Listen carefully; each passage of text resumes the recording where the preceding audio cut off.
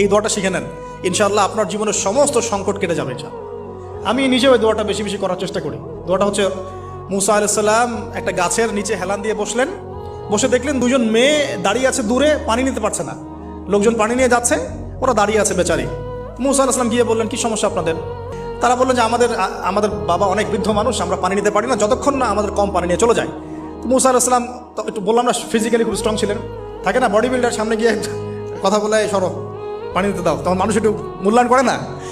তো মুসা আলাইহিস সালাম এভাবে পানি নিয়ে দিলেন এবং বাছুরদেরকে পানি পান করালেন, করিয়ে গাছের নিচে এসে বসে আছেন। বসে বসে তিনি দোয়া করছেন, এই যে দোয়াটা তিনি দোয়া করছেন, রব্বি, একটা নেক কাজ করলেন না, মানুষের উপকার করলেন, নেক কাজ করে এসে গাছের নিচে বসে দোয়া করছেন, আল্লাহ এখানে তো আমার খাবার পানি বাসস্থান কিছুই নাই, আমি কি করব?